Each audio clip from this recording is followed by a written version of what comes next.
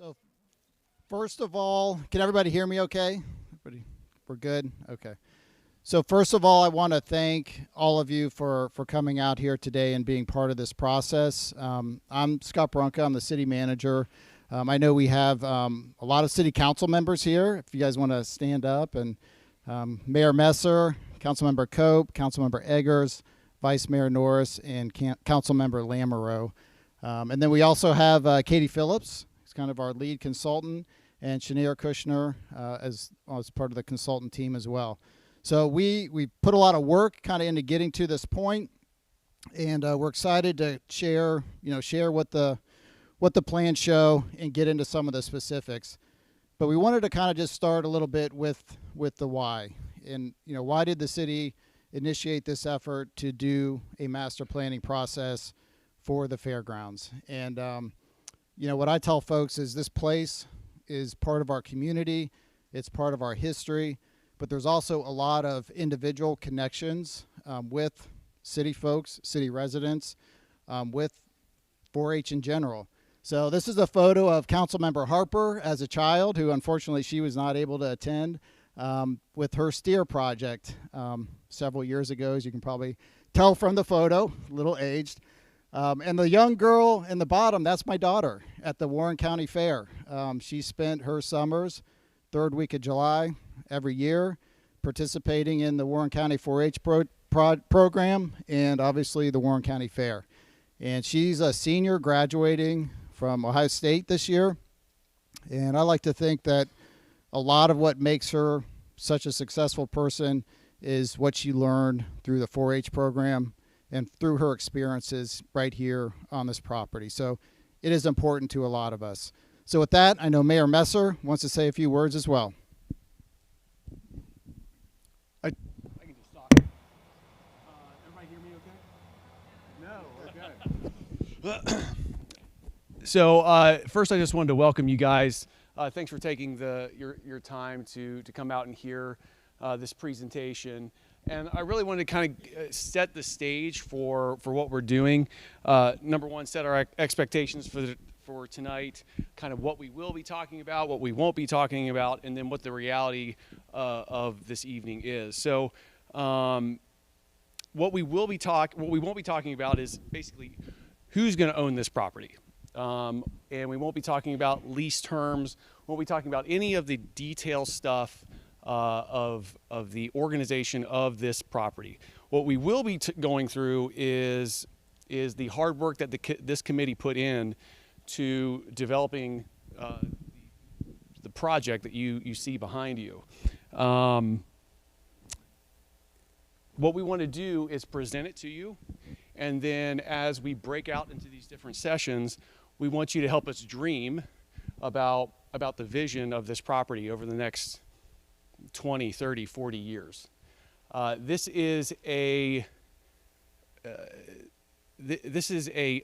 could be a policy document for future councils and for future Fair Board members and for future 4-H and Farm Bureau members to advance this property to culminate this vision.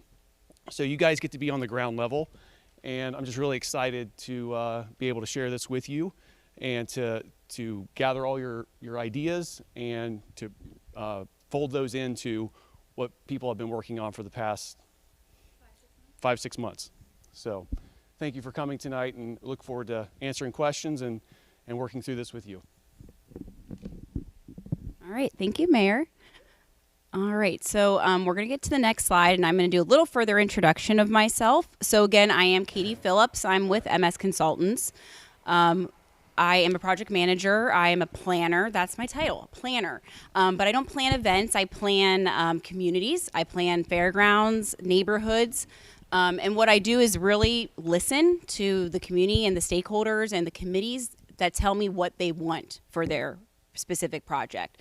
So what I do is I facilitate those conversations, and then I also hopefully make them a vision, make them a reality, and make them a step-by-step process that a community can follow so that they know the next decision to make and they know the next goal. And it's rooted in that document so they feel comfortable making that recommendation, knowing that the community was behind it. So again, we have done work in other fairgrounds, so that is actually why we were working with you and been working with this community over the last 5 months, is because this is something that we do. We worked with Pickaway County to do their fairground master plan, and then some of the facilities have been built since that point. And then also we have been working with Gallia County. They have different reasons for their master planning effort. Everybody has a different reason why they want a master plan and a vision. Theirs happened to be they were experiencing flooding. They brought a new property. They had to plan out an entire new vision.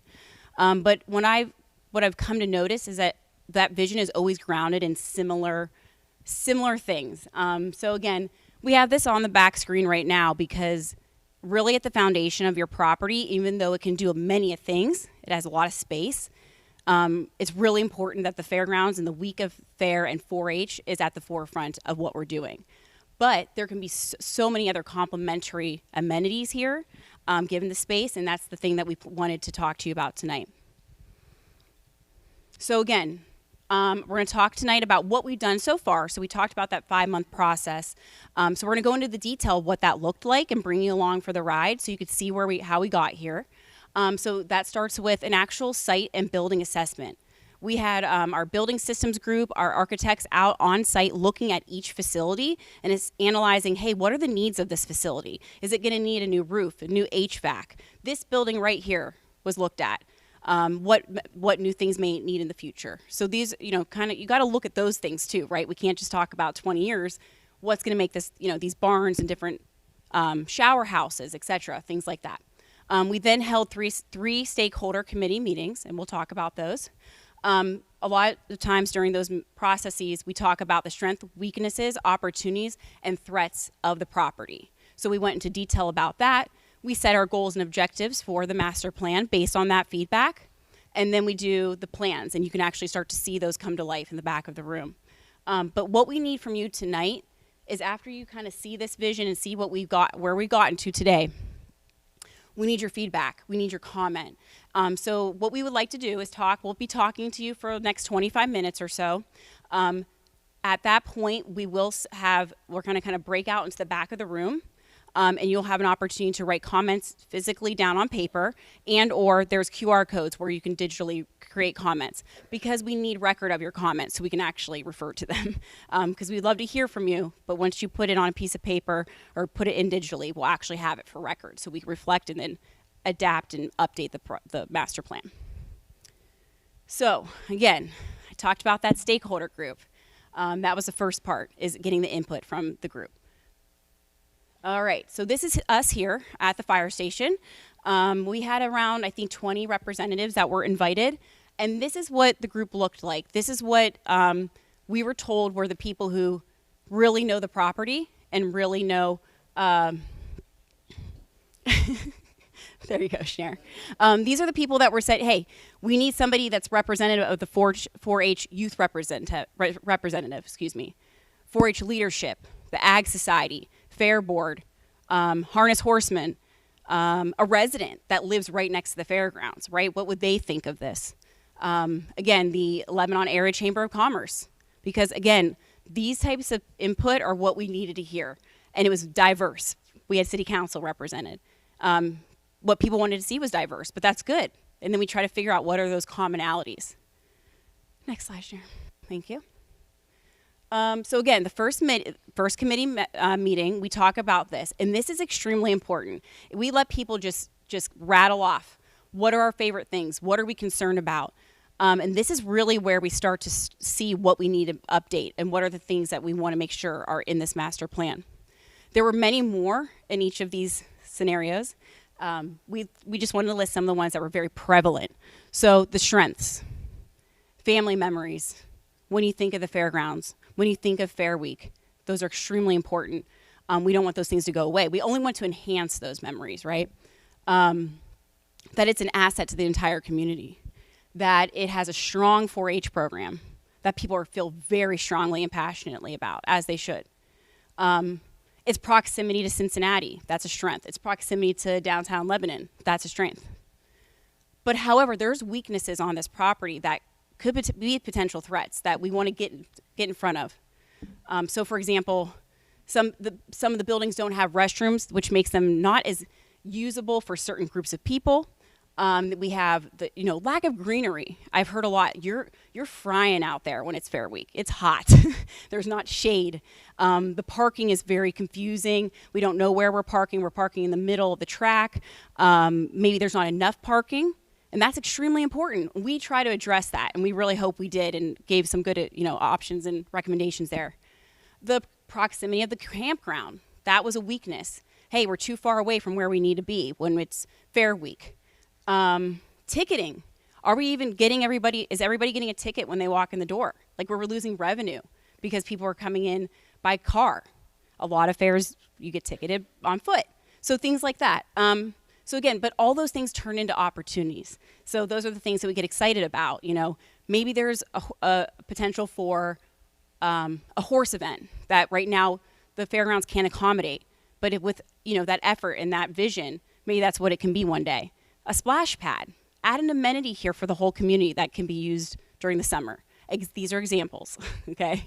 So these are some of the things that came across that we wanted to address in the master plan. So now we're into meeting number 2. So the first meeting is just hearing everybody out. Let us hear everything. Meeting number 2 comes. We put maps of the entire fairgrounds in front of 3 groups. We then had individual little pieces of paper that represented an amenity, a splash pad, a store, a business, a trail, a barn, a new barn. And people in the groups were made to put these on the fairgrounds property and design where they would ideally want them. And there were lots of options. So we asked them what works well with the fair's current layout and what is inconvenient. So maybe we even asked, where should the road be? Is this great access? Do people know where they're even going when they get into the fair? Does there need to be better signage? So we asked questions like that. We asked, how do the vehicles get through the area? We asked, where do people like to gather when they're on Fair Week or off Fair Week? Maybe there's another event that happens where people want, what are those types of other event options and how should we accommodate that? And how can parking be more efficient? That's extremely important too, right? We know that when it comes to a fair, usually people are driving there, right? You do have a proximity of homes nearby, but ideally people are driving here. So we looked at that. And again, all of this in mind to make this property more viable and something that's used year round, because it is a big property that has a lot of potential. Next slide. Oh, that's you.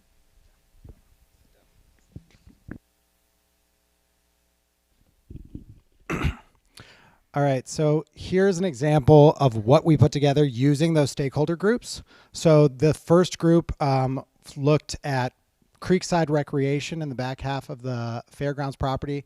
Then we had a mixed use and park along Broadway. They really got creative with attaching a lodge to the event venue that we're in right now. So think about being able to have hospitality and then also be able to have some sort of event center behind it. And then also just that city park and then relocating the campground to where the current equestrian activities are happening. Next one. Did it go? That was 2. Okay. Sorry. Then there was, again, looking at activating the Creekside Camping and Trails indoor equine arena to the north where it is currently, but making an indoor active space. And then we had a city park along the front again, retail and restaurants along the front again, and then attached lodge to the event venue. So you're starting to see some of these commonalities and themes. Then again, we've got lodging to the north over here. That's a little different. We've got mixed use in the front along Broadway, and we've got the city park along Broadway. And then they added in a grandstand, and then the indoor equine arena is actually to the south where the current camping is. So you may have noticed some of the common themes, but just to point them out, folks wanted to continue mixed use to continue the strength of the Lebanon storefront from the south. That's sort of like a natural extension of downtown. Think about it like mix of use doesn't necessarily mean residential. It can be any mix of uses that we're talking about. It can be an office space with a retail space. And then hotel lodging shown near the existing event center, the one that we're in tonight. Just that possibility of connection to it. Think about making this so that it's actually something that you can host larger convention style events here. and multi-day events inside. So maybe during the wintertime, you're able to host some of those other events that are a little larger that aren't being focused here right now. Then City Park at street frontage. It's visible, it's accessible from Broadway, but another interesting point is that it also still shows the fairgrounds behind. We don't want to lose sight of the historic fairgrounds that you've got here. We want people to be able to see it visually when they're driving up Broadway. And then camping and outdoor activities, take advantage of the wooded area behind. We've got that creekside. We want to make sure that the fairgrounds and the harness horseman facilities stayed in the same location. That was pretty apparent throughout. Not a lot of movement over there. And then all groups agreed that a covered equine arena was needed.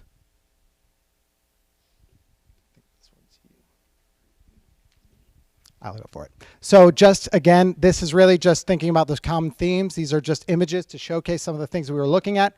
Hotel lodge, mixed-use development along the front, indoor horse arena, fairgrounds harness horse upgrades, but we're not moving them, and then the city park and recreational opportunities in the wooded area to the south. And then these are some of the bubble diagrams over here. One of the ways that we break it down to be able to try and make this a little bit more digestible for our planning team so that we can actually break these out into recommendations is to start taking some of those pockets. So we noticed where the mixed-use development was happening. You can see that right there in orange. We noticed where the hotel venue and lodges were happening. So you see that to the north and over there to the south. Then we also looked and noticed where the fairgrounds area was happening and where the extended fairgrounds was happening. The midway suddenly goes down south. And then the camping is over there. And this is just a way to break these out so that we can then look at circulation, think of how people use the roads, think of how we might actually look at buildings and frontages and put stuff down on the actual paper.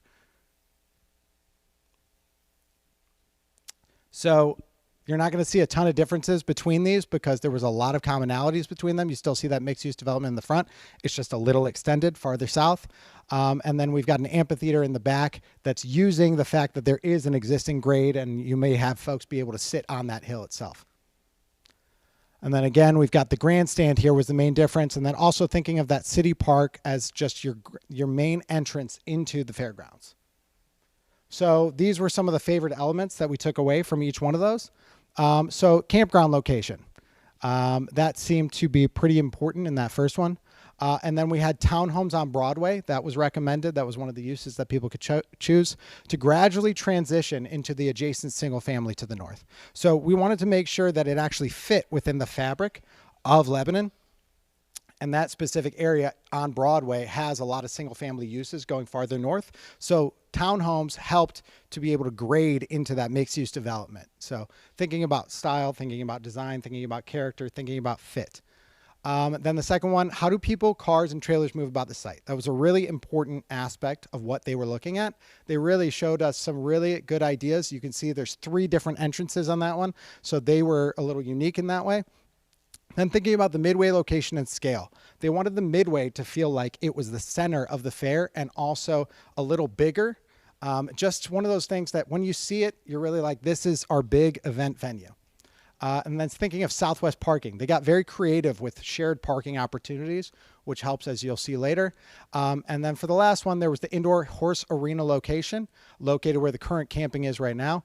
And then the pocket park location and the visibility of the fairgrounds from Broadway. So that pocket park was very strategically placed that they came up with. They wanted along Broadway so that you can still see into the fairgrounds from behind.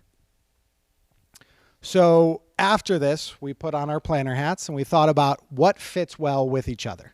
So one of the things that fits well, mixed use and a city park.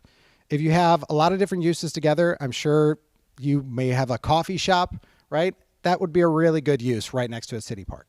You grab a cup of coffee, you go sit in the city park.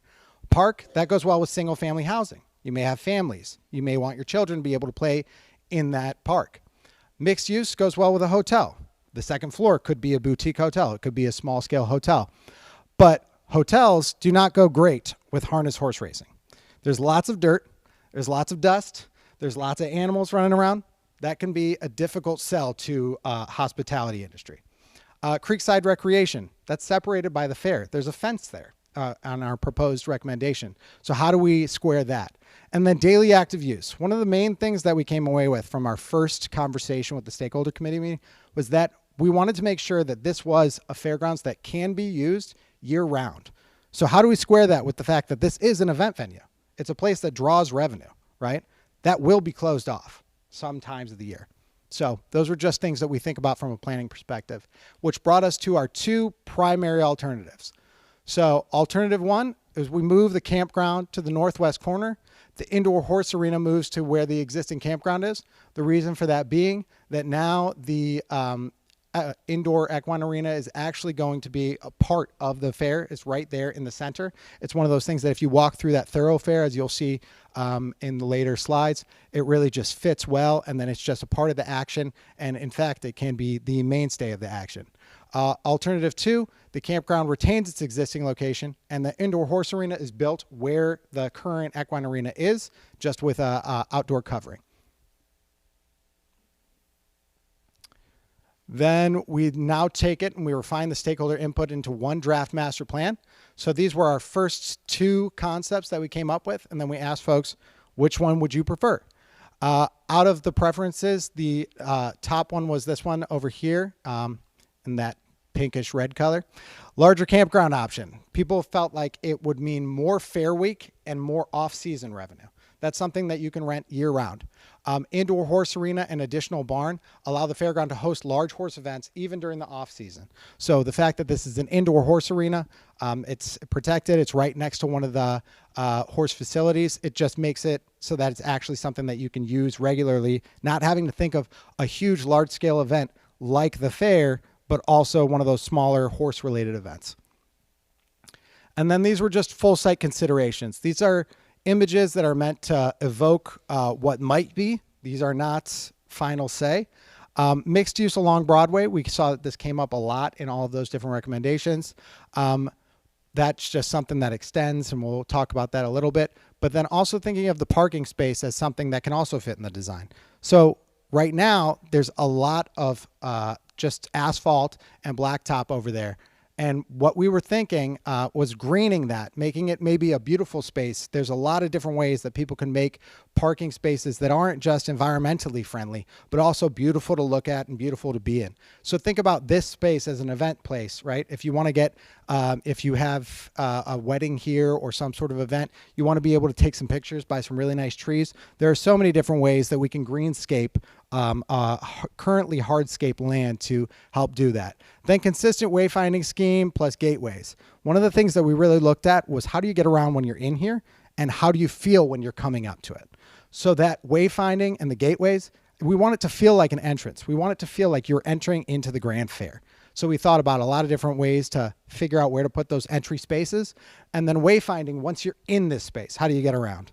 And the important part about wayfinding is that if we make it consistent enough, it's actually helpful for any event, because a lot of times folks can just put their thing in, right? They're hosting an event, they're able to slide it in there, and then it actually works really well. And people are just able to say that this is now for this new event. Let's go on to the next one. And then we talked about this a lot. Extension of the shopping / office to the north. So we want to take that existing feel and extend it a little bit. There's a lot of different reasons for that. It's not just about extending it just to extend it.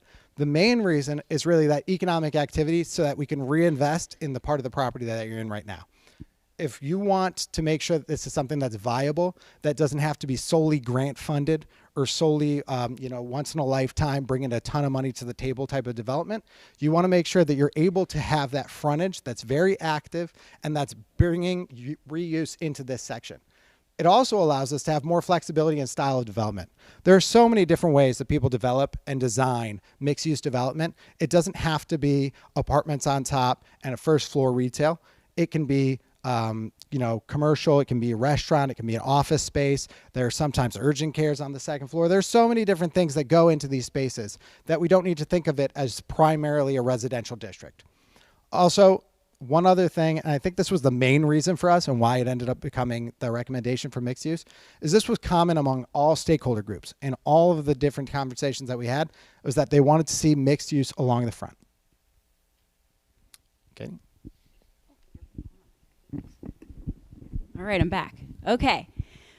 After all that, we did unveil a plan. Now, this is a lot to look at, and that's why we wanted to make sure there was time after we're finished here up front in front of everybody to go to the back and look at these boards close up, because it is a lot to look at. I will just give you a brief overview just so you start to familiarize yourself with this image. The dark green or blue, as you see these facilities, these are ones that would be new facilities or added on to. So that's the symbol there. Just so you're aware of, when you're looking at this. Everything else they're existing, the barns that are existing as they are. You'll see that we show circulation. The roads are new circulation around the site. You'll also see the midway here is in the middle. There's the parking is usually like the little bit red, almost looks like brick. Doesn't mean we're recommending brick, but that's what's representative there.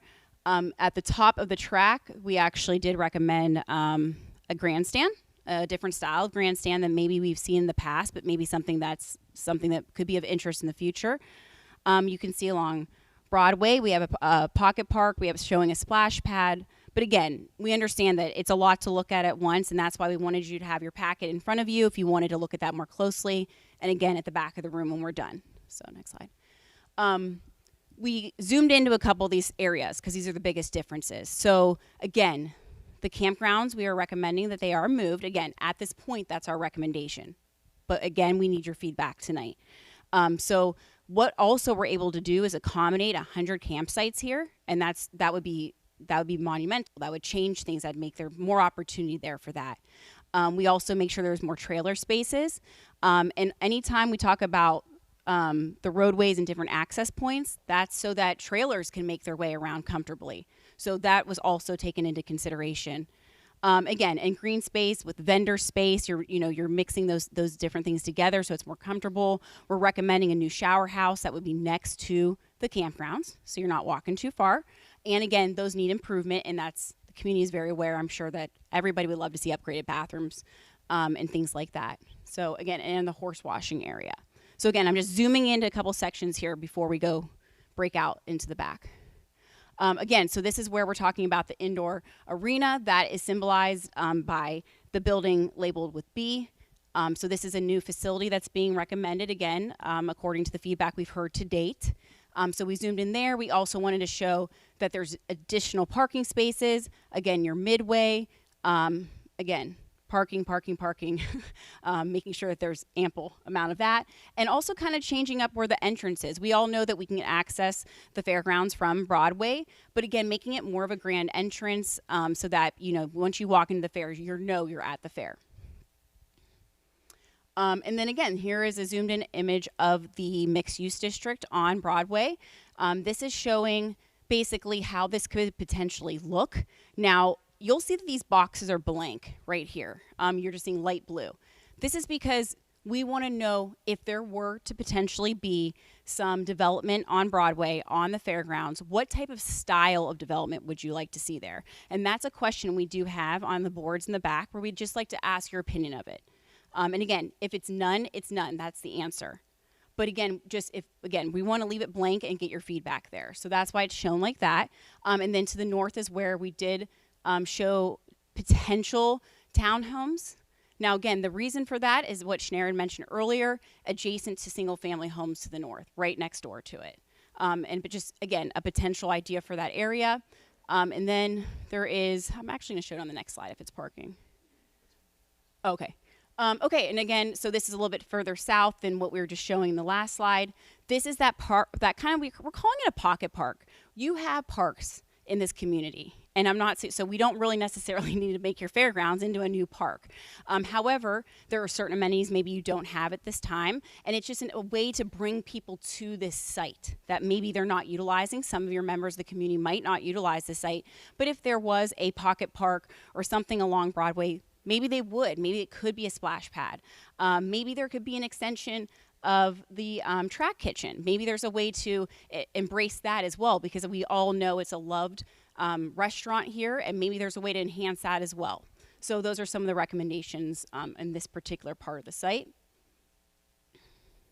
And again, we have a dedicated parking slide because it is a big deal. So one of the things that was discussed throughout this process was the potential of using Colonial Park West during Fair Week. Now, again, we don't want to mess with the green space there. However, It's right there. All you do is cross a street and you're in your Fairgrounds property. So this was just one of those recommendations. It can accommodate up to 650 parking spaces. Obviously, there could be some shuttling that would need to take place, but those are also, it's an option so that we're taking some of that sporadic parking that's happened in the past and kind of getting it off the site right in the middle of the track, et cetera, and getting into a different area. So again, that would accommodate 650 spaces potentially. Another potential partnership that could exist that helps with parking is to the south with the school district bus garage. They have parking lot. They have empty grass space to the south of the Fairgrounds property. This would create over almost nearly 680 spaces as well. Again, getting those there would of course be parking on site, and that you always have to have that. You need people to be able to be close. You need handicap spaces. But again, attracting more people know they're going to get a parking space. They know it's going to be organized. This could do that. And those are partnerships that could be developed over time to make that happen. So here's the breakdown of those numbers. We were throwing a lot of numbers at you. What is happening currently on site to what is being proposed through this draft master plan on the stage we're at right now. So again, you're at around 60 total camp sites. We're recommending up to 130 with this new layout, which again would be so beneficial for your community. It would help year round. It would just, provide that extra amenity that would be really, hopefully very beneficial. Again, on-site parking.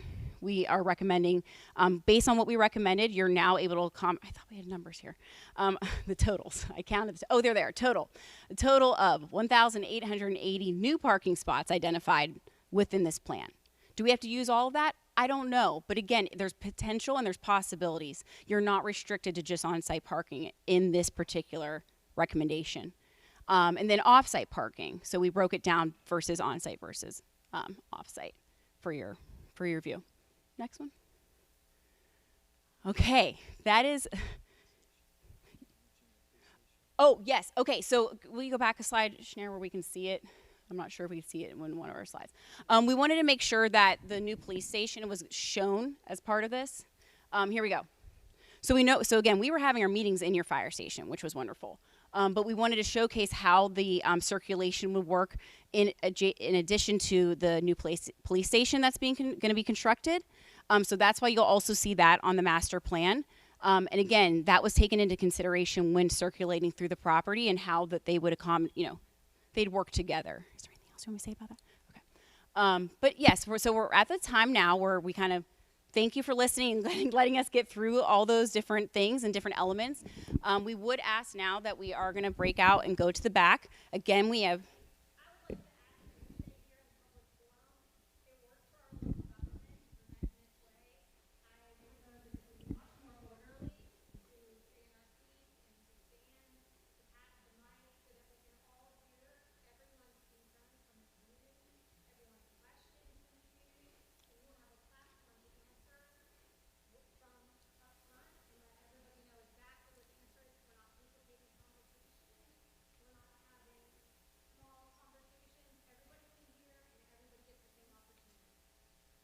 Well, again, we did ask that it would be done in that way so that we can have documented comments in form of written comment and digital so that we're able to have, and also just because there is many more zoomed in images at the back of the room as well.